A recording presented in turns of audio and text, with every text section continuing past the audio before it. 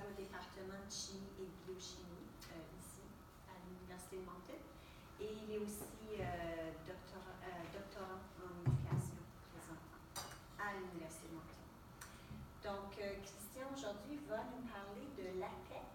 Donc, il paraît qu'on ne prononce pas le X à la fin. Donc, c'est un système de composition typographique qui est utilisé pour préparer des documents académiques et donc qui pourrait nous être très utile lorsqu'on écrit un article scientifique, un livre, une thèse, etc. Donc, moi, j'ai très hâte d'entendre parler de ceci. Donc, bienvenue, Christian, puis merci d'être ici. Donc, la façon que la causerie du midi fonctionne, c'est qu'il y a premièrement une présentation et par la suite des questions. Mais peut-être, si on a des questions courant de ta présentation, est-ce que ça va si on a aussi? OK. Excellent. Donc, merci, Christian. On te cède la place. Merci. Fait que c'est ça. L'outil s'appelle LaTeX. Deux choses qu'on remarque. C'est présenté un peu de façon bizarre, mais c'est un outil de typographie, donc il en prend pleinement avantage. Deuxième chose, comme José a mentionné, le X n'est pas prononcé. Ce qui me déçoit un peu, parce qu'on manque sur plusieurs occasions de faire des jokes.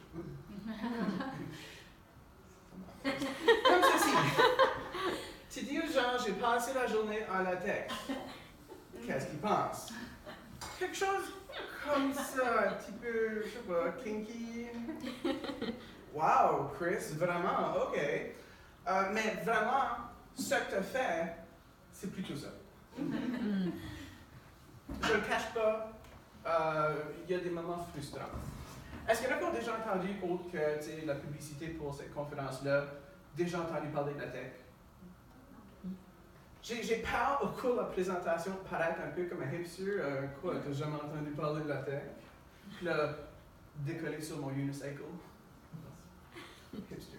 En tout cas, fait que c'est quoi? Ben, c'est un système typographique, de composition typographique qui est super bien adapté pour préparer des documents scientifiques, donc des thèses, des livres, des articles de journal, des choses comme ça.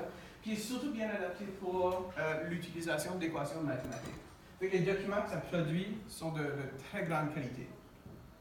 L'avantage, c'est gratuit. Ça produit des documents super beaux. Désavantage, c'est à base de code. Puis là, quand les gens apprennent ça, ils vont « Ah, ok. L'étude sur le temps sorti. » Petit peu d'historique. Fait que ça a été préparé par Donald Knuth, qui est prof de sciences informatiques. Il est en train de réviser les impressions de la deuxième version, la deuxième édition de son livre The Art of Computer Programming, qui a trouvé les impressions hyper laides. Ils ont changé la façon que c'était imprimé, puis il n'était pas satisfait. Donc, il a décidé de lui-même prendre en charge le développement d'un outil typographique pour arriver à des publications qui sont belles. Fait qu'il a commencé son travail sur TeX en 1978, fait qu'il développait TeX et Metafont en même temps. Fait que 5 ans plus tard, TeX est prêt, il est fini. Un autre prof de sciences informatiques, Leslie Lamport, a commencé à l'utiliser, puis a préparé des macros pour être capable de l'utiliser pour lui-même puis accomplir certaines fonctions. Avec un petit peu plus de travail, il a préparé comme un package général qui pourrait être utilisé par les autres. Fait que là, il a préparé LaTeX, puis le nom vient d'où? Ben, c'est Lamport, son nom, avec TeX, une combinaison de ça a fait LaTeX. Fait qu'ensuite, il a préparé un document, comme un guide d'utilisation pour LaTeX. C'était vraiment comme le premier livre pour t'aider à préparer des documents avec cet outil-là. C'est quoi le but de TeX et essentiellement LaTeX? C'est de permettre à n'importe qui de préparer des documents de bonne qualité, livres, n'importe quoi vraiment, avec un effort minimal. Petite étoile, minimal, considérant que c'est du code. Aussi, de permettre à n'importe qui, peu importe la machine qu'il utilise, d'avoir la même chose. Fait que, change de machine, un Mac, un PC, ça aboutit à la même chose. Il y a des désavantages à LaTeX. Ça base de code. Fait que des erreurs dans ton code peuvent avoir des conséquences assez catastrophiques. Ça peut complètement bloquer puis juste rien donner. C'est assez difficile à apprendre, surtout si tu n'as pas d'expérience avec du code. Ça peut mener à des situations assez frustrantes, comme chercher pour 2 heures pour l'erreur, c'est juste un point-virgule que tu as manqué en quelque part. Très réaliste. J'ai passé 45 minutes quand je commençais à chercher pour la parenthèse qui manquait. T'apprends. Tu sais où regarder par la suite. Peut-être qu'il y en a parmi vous qui ont l'attitude de sceptique et comme. Puis vous disiez peut-être, whatever, je ne vais pas faire du code, c'est pour des nerds. Word is just fine. Qu'est-ce qui est si great about LaTeX anyway? Peut-être ça vous pensez. L'avantage avec LaTeX est ceci. Il y a quelqu'un qui fait une comparaison entre des processeurs comme Word et LaTeX. Fait que là, tu as le temps et l'effort requis pour préparer ton document avec comment complexe est la taille du document. Fait que Word, avec des documents courts, déjà là, tu as un avantage assez simple. Tu peux juste ouvrir Word, commencer à taper. C'est simple. LaTeX, ben, tu peux pas juste taper puis avoir quelque chose. Fait il y a un petit peu plus de travail à être fait avant que tu puisses obtenir quelque chose. Mais Word, à mesure que le document devient plus gros et plus complexe, ça demande beaucoup plus de travail. Puis de temps. Des gros documents comme une thèse ou un livre, beaucoup de travail, surtout dans le formatage. Tandis qu'avec LaTeX, même si le document devient plus gros, c'est pas beaucoup plus compliqué à faire. Ça prend pas beaucoup plus de ton temps. Fait qu'à un certain niveau, Word, le temps que ça prend à faire des documents, ça suit une courbe assez exponentielle. Très rapidement, ça devient très long. Mais LaTeX, c'est pas plus long. Il y a des gens qui disent même que préparer sa thèse doctorale en LaTeX peut te sauver à peu près 2 mois de temps en formatage. Il y a beaucoup de gens qui sont comme « no way ». As-tu déjà pris 2 documents Word puis essayé de les mettre ensemble? Juste mettre ensemble pour que ce soit tout dans le même format, ça peut être assez long. Avec LaTeX, pas trop. C'est quoi les autres avantages? Ben, peu importe la machine que tu utilises, Mac, Linux, PC, ça fonctionne. Tu peux, si ça t'intéresse, contrôler des très petites choses. Si ça t'intéresse. Si ça ne t'intéresse pas trop, tu n'as pas besoin de t'inquiéter. Il y a plusieurs packages qui sont disponibles pour te permettre d'accomplir certaines fonctions. C'est open source, qui veut dire que c'est gratuit. Tu peux profiter des packages que les autres ont préparés. Puis toi-même, si tu as un besoin qui n'est pas comblé par des packages des autres, tu peux préparer ton propre package que tu peux partager avec les autres. Puis c'est aussi stable avec des vieux documents. As-tu déjà ouvert un document Word de comme 15 ans passés? C'est. Oh! LaTeX, pas trop.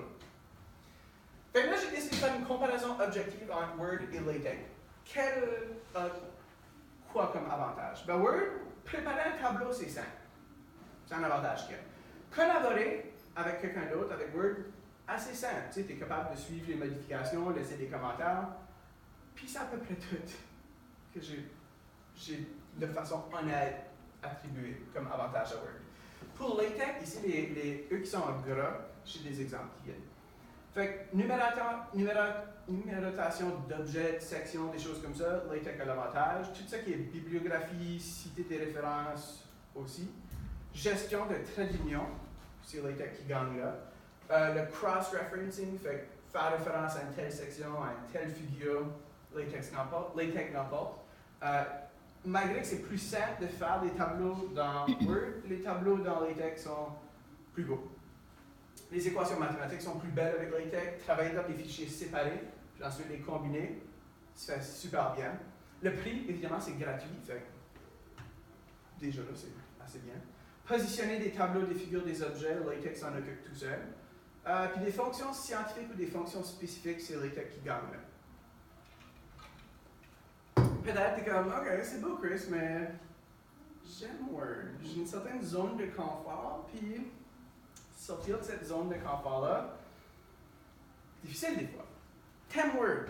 Ma question est, pourquoi? C'est affreux. Comme, cette année, j'ai tellement été frustré avec Word, même avant que je commence avec LaTeX. En passant, je ne suis pas un expert en LaTeX. J'ai commencé en septembre, fin août. je suis juste nouveau converti, puis je sais partager la bonne nouvelle avec tout le monde. Fait que c'est quoi le problème avec Word? Ben, quand on a des erreurs, des incompatibilités entre les versions, si tu as préparé un document avec une nouvelle version, tu essaies de l'ouvrir avec une vieille version, affreux. Différents systèmes d'exploitation. C'est probablement des virus. Tu peux obtenir un virus en ouvrant un document Word, mais pas avec des documents LaTeX. Si tu as déjà essayé de combiner deux fichiers dans un, surtout si y a du formatage différent, ça paraît vraiment que c'est deux fichiers greffés ensemble. C'est comme le Frankenstein's Monster de Rapport Lab ou quelque chose du genre.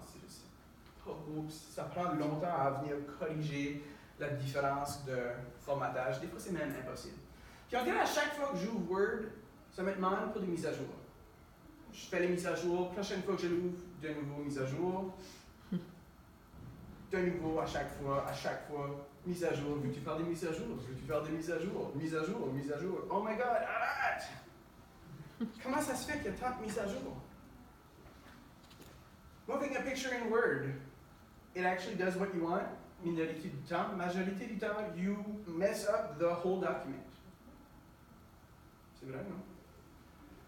Time spent authoring a report in Microsoft Word. Une petite portion du temps d'écriture, une petite portion d'éditage, une petite portion, relire, puis une grosse portion du temps enlever le formatage automatique que Word décide. Ça devrait être comme ça. Non, Word, non, fais pas ça. L'approche est différente entre LaTeX et Word. Word, c'est what you see is what you get. Fait que ce que tu vois dans le document, c'est comme ça que c'est imprimé. Ça veut dire ça que quand tu tapes ton rapport, ton article, peu importe, tu vois à quoi ça a de l'air. Ça peut être distrayant. Tu tapes là, le tableau n'est pas à la bonne place. L'espacement est un peu bizarre. C'est distrayant. Fait qu'à chaque fois, tu n'es pas capable de complètement mettre ton attention sur rédiger, il faut que tu rédiges, format. Tandis qu'avec LaTeX, c'est what you mean is what you get. Tu donnes un sens à l'ordinateur de ça devrait être comme ça. Fait que là, tu es capable de rédiger le contenu, puis là, ensuite, une fois que le contenu est rédigé, aller, ajuster, travailler sur la mise en page, ces choses-là. Quand il y a des erreurs dans Word, on connaît toute la petite fenêtre, tu envoies le rapport, tu n'envoies pas de rapport. Si tu envoies le rapport, tu n'as jamais de nouvelles. Qu'est-ce qui arrive? Moi, j'aime de penser que ceci, ça arrive. Ça imprime le rapport, c'est déchiqueté automatiquement. Parce que ça ne semble pas réparer l'erreur. Dans LaTeX, si tu découvres une erreur dans le fonctionnement du code, pas nécessairement que toi tu as fait une erreur, mais juste le code ne fait pas ce qu'il devrait, Donald Knuth t'envoie un chèque. Puis là, il y a une petite blague, là, c'est 2,56 $, c'est parce que dans le code hexadecimal, 100 en hexadecimal, c'est 256. C'est une joke de nerd d'info. Mais bon, les équations dans Word et dans LaTeX, comment ça se compare? Word, LaTeX. Dans LaTeX, les équations sont beaucoup plus élégantes, sont beaucoup plus belles. LaTeX est intelligent, ça a été préparé avec une approche mathématique. Donc ici, pour une équation conditionnelle, LaTeX c'est que if puis otherwise, c'est pas des variables. C'est un élément de cette équation-là. Fait que ça ne le met pas en italique. Tandis que Word, juste, c'est pas un nombre, c'est une variable. Toutes les lettres sont en italique parce que c'est une variable. Ça, c'est pas la différence. Mais bon, c'est esthétique, mais quand même, ça a de l'air comme les équations que tu verrais dans le livre de maths ou de physique. Ça, c'est un petit peu moins beau. Ici, on a un extrait de Moby Dick, préparé dans Word, ici, et dans LaTeX, là.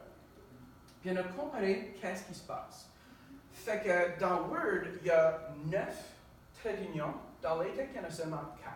Des fois, si le mot est trop long, on utilise un trait d'union. Puis OK, c'est pas idéal, mais c'est OK. On a aussi comparé l'écart type de la distance entre les mots de cette ligne-là. Fait que dans Word, un écart type de 2,26, qui est assez grand. Dans LaTeX, 1,42. Fait que l'écart entre les mots est plus uniforme dans LaTeX. La distance maximum entre des mots dans Word, c'est 14,4 points, tandis que dans LaTeX, c'est 9. Ici, il y a 5 moments où la distance entre les mots est plus grande que le maximum de LaTeX. Puis ils sont là. Là, tu as les traits d'union, puis là, tu as juste 4 traits d'union. Ça veut dire ça que quand tu es en train de lire un document préparé avec LaTeX, ton cerveau n'est pas distrait ou occupé en train de gérer une distance entre les mots qui est en train de faire ça. Parce qu'ici, grande distance, petite distance. Là, c'est assez uniforme. Fait que si tu lis un texte qui est compliqué, tu ne peux pas ajouter des distractions ou quelque chose qui va t'occuper un petit peu plus. Fait que l'approche mathématique de LaTeX permet de mieux utiliser l'espace, plus efficacement. Tu peux faire des formes assez cute avec des figures en texte avec LaTeX. Avec Word, oublie ça. Ça marche juste pas. Qu'est-ce que tu peux faire avec LaTeX, autre que juste des équations, des textes? Tu peux préparer quelque chose comme ça. Je suis pas en train de dire que ça se fait facilement, je suis en train de dire que c'est possible. Différence. Des dessins de biochimie, des circuits électriques, des packages qui existent, puis tu as juste à lire un peu la documentation du package, puis tu es capable de préparer des choses comme ça. Des schémas, là c'est une pile électrique, mais bon. Des animations. Des graphiques, même des graphiques en 3D. Des schémas d'un instrument, probablement quelque chose comme ça, je sais pas. Mais bon, tu es capable de faire ça. Des montages en chimie. Vous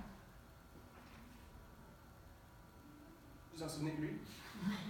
Lui? Mais il est plus dans Word maintenant. Mais, tu n'es pas capable de faire ces choses-là dans Word. Ou si tu es capable, c'est infiniment compliqué.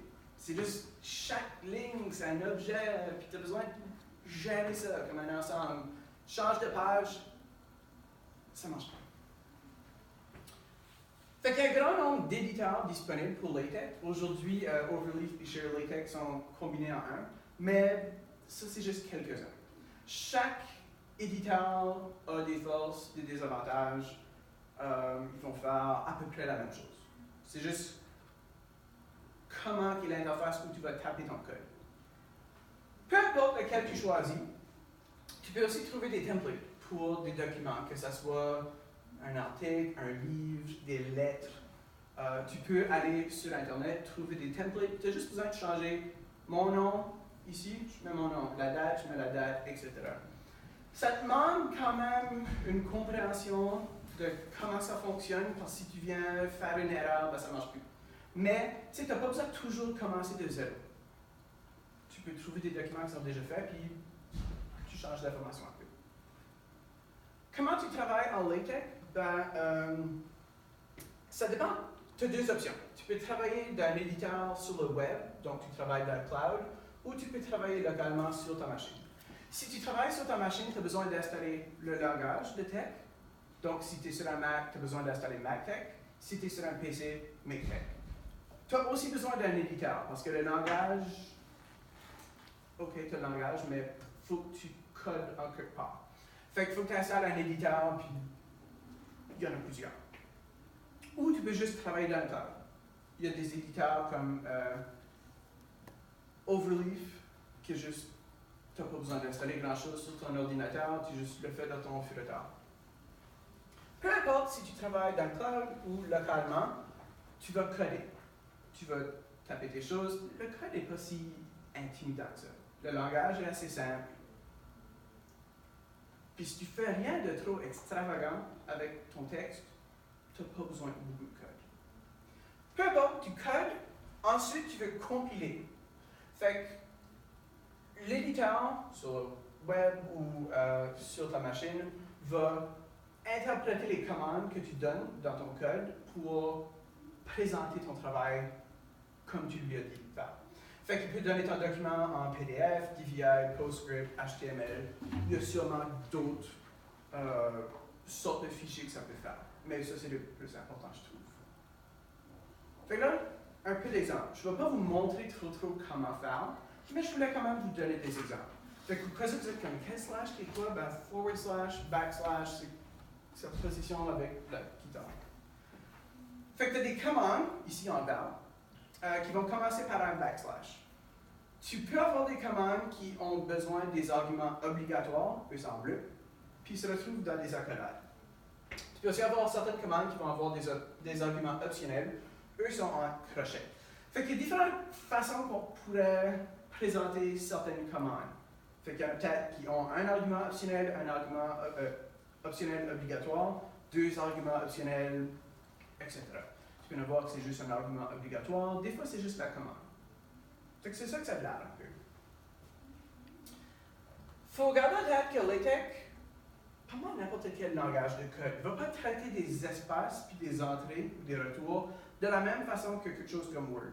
Ici, là, j'ai entré le code avec des retours, un retour là.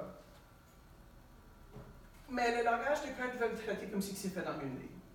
Pourquoi je ferais ça? Ben, des fois, s'il y a plusieurs arguments, puis la ligne est très longue, je veux peut-être savoir ici, qu'est-ce que mon argument obligatoire que j'ai utilisé. Fait que là, je le vois, il est directement à gauche. Fait que c'est comment organiser son code, sujet controversé un peu. Des fois, il y a des normes, des fois, il n'y a pas, des fois, ça agace vraiment les gens. Pareil comme si tu mets un petit espace là pour quelque raison ou d'une autre, ça vient tout de même. L'ordinateur ne voit pas vraiment la différence. Ça, c'est plus une question pour l'utilisateur. Fait que si je tape quelque chose en LaTeX, puis là ici je dis voici un exemple de code et un autre exemple, mais ici j'ai placé plein d'espaces. Puis là j'ai plus qu'un espace, là j'ai un retour, là j'ai un autre retour. LaTeX va le lire comme si c'est juste une ligne. Néglige les espaces, néglige les retours tant qu'il y en a juste un. Fait que dans Word, tu vas voir ça des fois, un espace un peu bizarre. Oh, tu as mis deux espaces. LaTeX ignore ça. Si tu mets deux retours de suite, il traite ça comme commencer un nouveau paragraphe. Voici un exemple de code, retour, et un autre exemple, c'est un nouveau paragraphe. Là, qu'est-ce qui arrive si tu mets tout un paquet de retours? Dérange pas. Commence un nouveau paragraphe, il commence juste après. Fait que c'est une différente approche. Là, j'ai un exemple. Il va y avoir essentiellement deux sections d'un code de LaTeX. Tu vas avoir le préambule, c'est tout ce qui vient avant Begin Document. Puis ensuite, End Document. Fait que tout ton document, entre Begin et End Document, c'est ça qui va générer quelque chose. Ton préambule ici, lui est utilisé pour décider quel package utiliser. Tu peux peut-être définir des nouvelles fonctions, comme si tu veux telle fonction pour mettre du texte en gras, en italique et souligné, tu peux définir une nouvelle fonction qui va faire ça. À la place de individuellement coder chaque ajustement, tu le fais une fois. Il y a peut-être des commandes de style, toutes sortes de choses. Fait qu'ici, tu as besoin d'un document class, puis dans document class, il y a plusieurs options. Il y a book, exam, article, etc. Ça, c'est en train de dire à LaTeX, qu'est-ce que tu prépares? Si tu prépares un article, il y a déjà du formatage qui va être fait. Il va présenter certaines choses à certaines places d'une certaine façon. Si tu fais book, différentes histoires, ça va préparer le document plus comme un livre. Ou tu as un recto, tu as un verso, le verso, il y a un petit peu plus de ce bord-là pour laisser la place à la marge, etc. Fait qu'il y a déjà du code de sous-entendu en utilisant le document class article. Ici, on utilise un package. On juste le nomme, AMS Math. Ici, title, c'est par rapport à un article, ben, il va avoir un titre, il va avoir un auteur. On donne ces détails-là. Ensuite, on commence le document. Make title va donner le titre avec l'auteur, la date, puis ces détails-là. Fait que ça, c'est pour présenter quelque chose. Fait que là, on a un petit texte. Si on veut présenter LaTeX, le nom, dans ce format-là, ben, il y a une petite fonction pour ça. Fait que ça, c'est juste pour écrire LaTeX comme ça, au lieu d'écrire dans un texte normal. On a ici quelque chose qui commence avec un pourcentage, ça met This is a comment. Puis là, on a quelque chose qu'on appelle un environnement. Fait que tu peux avoir dans ton document des environnements où tu es en train faire des petits morceaux de quelque chose. Fait qu'ici, on va faire une équation mathématique. Align, c'est un environnement qui est contenu dans le package AMSmath. Fait que c'est présenter des équations mathématiques alignées d'une certaine façon. Puis il va y avoir certains éléments de style déjà sous-entendus avec cette utilisation-là. Fait que là, les équations, ça c'est notre environnement. Si on prépare ça, puis on compile, on obtient ça. Là, j'ai préparé ça aujourd'hui. Je l'ai fait aujourd'hui parce que la date a changé. Ça utilise la date aujourd'hui si tu en spécifies pas une. Fait que le titre, c'est LaTeX, présenté comme ça. C'est ça qui est le titre, avec une certaine taille, centré. Ensuite, somebody, c'est le nom de l'auteur. Somebody, je change ça à mon nom, ça devient Chris Landry. La date, c'est pas spécifié, tu pourrais en mettre ça, il y a une commande pour ça. Fait que ton texte ici, il va écrire LaTeX comme tu lui as dit, de la façon cute à l'écrire. Ça commence automatiquement avec un alinéa. J'ai rien besoin de faire. Un petit peu d'anagramme ici. Fait que l'environnement qu'on avait pour l'équation, ça fait ça. Ça fait l'équation ici, puis là, ils sont alignés avec le symbole d'égal. Puis chaque équation est numérotée. C'est fait tout ça.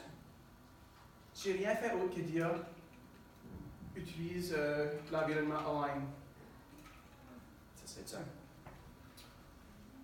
Fait que je ne vais pas vraiment faire le breakdown de l'équation, mais dans l'équation mathématique, il y a certaines conventions pour comment écrire des choses.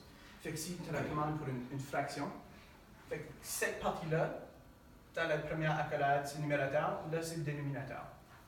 Mais bon, ça donne ça, c'est cute. Numéro de page, déjà fait.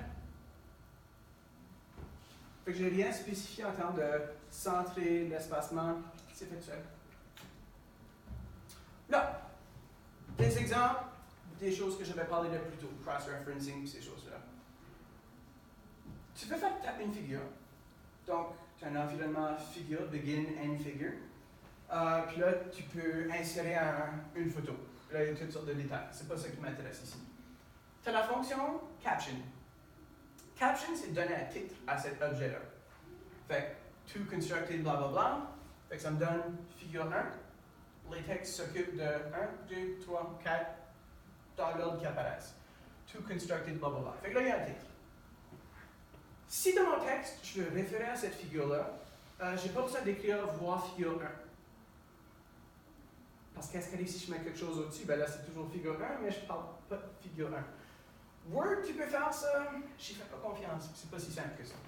Fait que dans mon texte, je suis en train de coder encore, je vais dire see bottom right part of figure, puis là je vais utiliser l'identification que j'ai donnée à la figure. Ici j'ai label, je suis en train de donner une identité à la figure. C'est fig cards. Fait que là, peu importe si c'est figure 1, 2, 12, 100, fig card, ça veut toujours dire cette figure-là. Exactement celle-là. Peu importe si je mets 4 choses au-dessus. Bottom part of fig cards, ref, pour dire je parle de cette chose-là, fig cards. Fait que là, quand je compile, ma figure a un numéro, puis dans mon texte, see bottom right part of figure 1. C'est en train de dire, c'est cette figure-là c'est figure 1, figure 1. Si je mets 14 choses au-dessus, figure 15. Ça le fait tout seul. Je n'ai pas besoin d'aller relire pour revérifier. Oh, j'ai ajouté une autre figure par-dessus, ça décale tout. Est-ce que. Cauchemar. Surtout dans quelque chose comme un livre ou une thèse. Des acronymes. Quand tu fais une thèse, tu as besoin de présenter tes acronymes. Fait qu'ici, je suis en train de dire use package glossaries, il y a un package pour gérer des acronymes.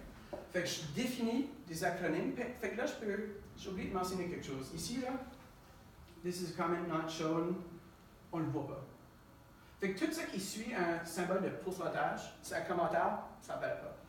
Tu peux utiliser ça pour expliquer un petit peu ton code, pour pas te perdre dans le futur. C'est tout, un document que tu n'as pas touché, ça fait 2 ans. Pourquoi j'ai fait ça? Qu'est-ce que c'est ça? Fait que là, par exemple, je peux dire, OK, ça c'est mes acronymes qui touchent les stats. Je peux avoir une autre section, puis les identifier avec des pourcentages. Je pourrais avoir un pourcentage ici, puis dire, là, c'est pour préparer un glossaire ou un index. Peu importe. Fait que là, je définis new acronym, je l'identifie, c'est ANOVA. C'est quoi l'acronyme? En tout cas. Puis c'est quoi le nom au long? Fait que là, maintenant, je vais juste, dans le texte, utiliser une fonction qui pointe à lui. Je parle de ça. Fait que j'écris comme, là je vais dire ANOVA. Là je vais utiliser la fonction GLS ANOVA pour dire je suis en train d'utiliser cet acronyme-là. Puis là je parle de ANCOVA, fait que je fais référence à cet acronyme-là. Dans le texte, LaTeX va automatiquement, la première apparition de cet acronyme-là, l'écrire au long. Puis le mettre en parenthèse. Fait que, blablabla, comme l'analyse de variance. ANOVA. Chaque fois après que j'utilise GLS ANOVA, ça va juste apparaître ANOVA. ANOVA, ANOVA. Fait que là encore, j'ai pas besoin de relire, puis OK, c'est quoi la première fois que je l'ai utilisé? Sur du temps. Avec la commande print, blablabla, glossary, ça va m'imprimer liste d'acronymes. ANOVA, c'est quoi? ANCOVA, c'est quoi? ANOVA, c'est quoi? Telle et telle chose. Puis ça me donne chaque page sur laquelle ça a été utilisé. Première fois que ça l'utilise, ça le définit au long. Chaque autre fois, ça le fait au court.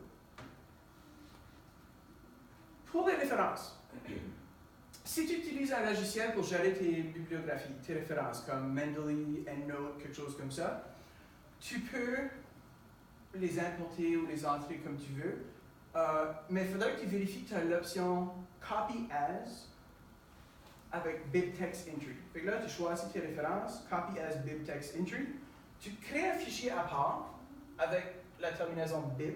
C'est là où que l'information de ta bibliographie est rangée. Fait que, par exemple, j'ai un document references.bib, puis là-dedans, j'ai Copy As, puis je colle. Mon outil pour les références va me coller ça. L'information de toutes les références que je veux utiliser. Fait que ça spécifie que c'est un livre ou un article, ça me donne une clé pour cet article-là, une identification. Puis ça me donne des informations, l'auteur, qui l'a publié, le titre, l'année, les pages, le volume, etc. Fait que toute l'information au sujet du livre, de l'article, peu importe, est là. Fait que j'ai mon document à part pour mes références. Dans mon préambule du document que je suis en train de préparer, je vais dire, OK, use package, BibLaTeX, il y a toutes sortes de blabla là. Quelque chose d'important, c'est le style. Je vais préciser le style. Présente mes références comme ici j'ai APA. Je change le style, ça change les références, la façon que c'est présenté. Fait que là, je suis en train de dire, mes références se trouvent dans ce document-là. Toutes les références que je vais utiliser sont là. Je suis en train de dire où aller chercher l'information. Fait que l'identification des références, c'est ça juste là. Fait que si je veux utiliser Hoyle 2011 comme référence, je vais utiliser une petite fonction qui va dire, je parle de Hoyle 2011 dans ce document-là. Puis LaTeX sait qu'est-ce que je veux dire. Dans le texte que je suis en train de coder, je vais utiliser des fonctions ou des commandes pour dire, je veux faire une référence. Fait que là, pour le style que j'utilise, c'est ParentSite, pour donner la citation entre parenthèses comme en APA. ParentSite Strainer 89. C'est une identification qui est dans mon document en quelque part. Fait que c'est capable d'accéder à toute l'information pour ce livre-là. Quand je compile, ben, ça va écrire la référence.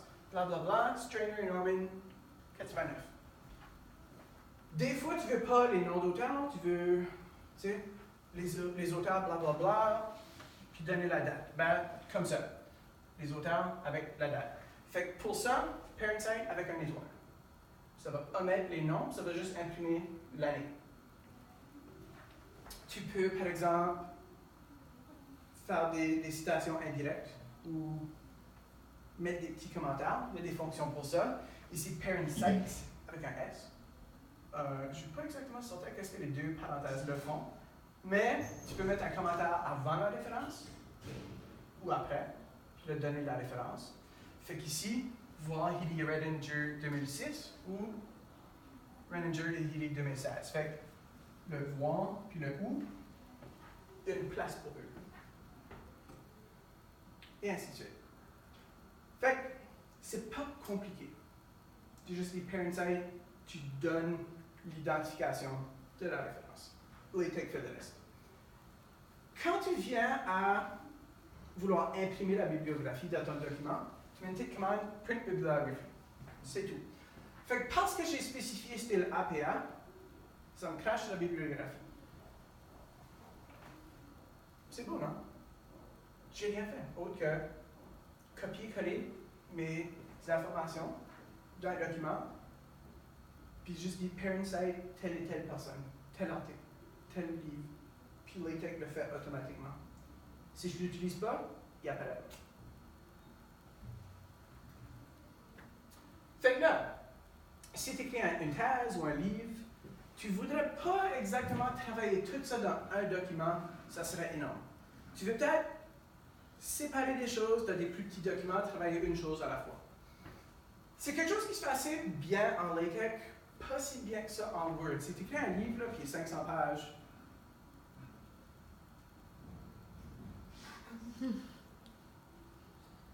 alright, là je suis rendu là, où est-ce que je veux travailler. Tu as besoin de toujours être dans le gros document. Fait qu'ici, on a un document thèse.tech. Ça, c'est le document que tu vas compiler pour obtenir ta thèse ou peu importe. Thèse.tech va faire référence à d'autres documents pour aller chercher l'information qu'il y a besoin. Fait que tu peux avoir, par exemple, ton préambule d'un document séparé. Préambule.tech. Puis tu dis, va chercher le préambule là. Tu peux avoir ta page titre d'un autre document. Page titre, va voir là. Tu peux séparer tes chapitres dans des documents. Chapitre 1.tech, chapitre 2.tech, puis ton document pour des références. L'avantage avec ça, c'est que si tu veux, tu peux seulement traiter une partie à la fois. Si tu veux juste travailler ton chapitre 2 et voir à quoi ça a de l'air, tu n'as pas besoin de chapitre 1, tu n'as pas besoin de la page de référence. Juste load le chapitre 2. Fait que tu peux dire à LaTeX de faire ça. Je veux juste voir le chapitre 2. Fait que là, tu n'as pas besoin de naviguer dans tout le document. Puis si tu es en train de compiler un document qui est plus gros, ça va prendre du temps à compiler. Parce qu'il faut qu'il passe à travers tout le code puis qu'il fasse du sens de ça. Si tu veux juste travailler chapitre 2, load juste chapitre 2 puis ça prend moins longtemps à compiler. Fait que c'est plus efficace. Fait que là, je vous amène à travers du processus de préparer un document comme ça. Document class, book, pour une thèse, par exemple, là, tu es capable de dire, ben, c'est la taille, là, c'est juste un côté, taille, par défaut, c'est 11 points. Le document est français. Puis dire French va changer tout un paquet de choses. Là, quand tu vas compiler, puis tu vas avoir des codes pour une table de matière, ça ne va pas mettre table of contents, ça va mettre table de matière. Liste de figures au lieu de list of figures. Chapitre au lieu de chapter. Pas fou, hein? Puis là, bien sûr, tu vas avoir ton begin document avec end document, puis toutes sortes d'informations là. Parce que je suis en train d'écrire en français, je vais être capable d'entrer des caractères avec des accents. Fait que je vais utiliser le package input encoding avec l'argument UTF-8. Fait que là, ça me permet accent aigu. Tous les accents je devrais rencontrer, je peux les entrer directement. Autrement, l'ordinateur ne sait pas quoi faire avec. Et si je veux écrire ça, avec toutes sortes d'accents et de choses, il faut que chaque accent soit codé. Fait que le input encoding avec UTF-8, ça me sauve énormément de temps de travail.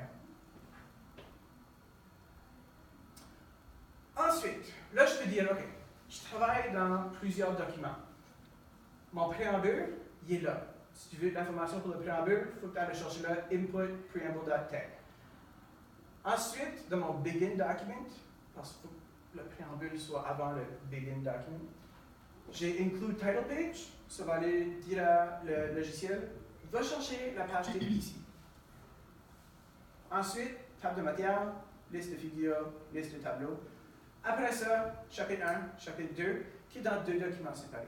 Je peux travailler juste ça. Chapitre 1, puis juste l'importer là. Puis ensuite, à la fin, print bibliography. Parce que dans mon préambule, j'ai déjà spécifié où est-ce qu'il peut trouver les références, il sait qu'est-ce qu'il fait. Si tu dois, par exemple, t'écris un livre en 2 sections, tome 1, tome 2, tu veux que tome 1, tome 2 aient le même formatage, le même style. C'est utile dans ce cas-là de juste avoir un préambule que les deux peuvent aller chercher. À la place d'avoir 2 préambules, fait que si tu fais des changements là, il faut que tu fasses là pour pas qu'il y ait une différence de style. Fait qu'il y a des avantages à travailler dans des documents séparés. Fait que là, j'ai ici un commentaire. Include only chapitre 2.tech. Là, il est désactivé. Cette fonction-là, c'est un commentaire, ça fait rien, c'est comme si il n'est pas là. Mais si j'enlève le signe de pourcentage, là, je suis en train de dire de toutes les choses d'aller chercher, à l'exception du préambule, tout ça qui est include title page, include chapitre 1, chapitre 2, ignore tout sauf chapitre 2. Là, je n'ai pas besoin de tout compiler ma thèse, je peux juste voir chapitre 2. Sauf du temps de compilage, puis là, qui est chapitre 2. C'est plus efficace comme ça. Puis si je vais aller un petit peu plus loin, je peux ajouter quelques petits détails. Ici, là, puis là. Front matter, c'est tout ce qui vient avant la partie importante du texte. Fait que le front matter, c'est ces sections-là. Ça va mettre tout ça avec un numéro de page en chiffres romains. Ça va aussi pas donner un nombre à la section. Ça ne sera pas introduction, ça sera juste introduction. Table des matières. À la place de table des matières. Non, c'est bizarre ça. Main matter, c'est le corps important du texte. Fait que là, c'est des chiffres arabes qui commenceront par 1 à la première page. Puis là, il va y avoir des numéros de section. 1, cas théorique, 2, méthodologie, 3, et ainsi de suite. Back matter, ben, il va y avoir des chiffres arabes. Mais encore là, les sections n'auront pas de nombre. Ça sera juste index au lieu de chapitre 7, index. Fait que ça peut faire en sorte que tu as un document moins gros, moins intimidant. C'est ça. C'est comme ça que je suis en train de préparer ma thèse, puis ça marche bien, c'est bon. Si tu veux en apprendre plus, il y a toute une multitude de livres qui existent. Lui, c'est mon préféré. J'en ai pas lu énormément de livres, mais j'ai commencé avec lui, puis lui. Puis lui, c'est vraiment idéal. C'est très pédagogique. Ça prend le temps de t'expliquer, ça introduit quelques concepts à la fois. Change ça, oups, qu'est-ce qui arrive? Puis là, il explique. Lui, il a beaucoup d'informations, mais on dirait que c'est juste garoché. Ah, wow. J'avais commencé avec lui, puis c'était un cauchemar. C'est juste page 14, puis j'étais comme, oh my god, c'est trop d'informations, c'est juste, toutes sortes de codes. Lui, c'est super. Fait le Stephen Kotwicz, LaTeX Beginner's Guide. Puis ensuite, par la suite, si tu veux voir des exemples de des choses plus élaborées, il y a le cookbook. Lui est un petit peu moins pédagogique, c'est plus comme une recette pour faire quelque chose de spécifique. Lui demande une certaine compréhension tech avant. Si tu es mêlé, si tu rencontres des pépins, oh my god, il y a des erreurs, tu peux aller sur Google, trouver toutes sortes de réponses. Les chances sont bonnes que quelqu'un d'autre a eu l'erreur que toi tu viens juste à voir. Fait que tu es capable d'aller trouver des choses. Mais 3 sites qui peuvent t'aider si tu as des difficultés, c'est Stack Overflow, Tech.Stack Exchange, puis il y a même un subreddit qui existe juste pour LaTeX. Il y a un document appelé Writing a Thesis with LaTeX qui est bien, fait que ça te donne juste un document assez court. Ça c'est important, ça c'est important, ça c'est important. Je te conseille de faire ça. Puis c'est ça. J'espère que ça a répondu à vos questions. Puis peut-être convaincu de peut-être l'essayer. Je sais pas. Avez-vous des questions? Oui. Si on prépare un texte avec ça, puis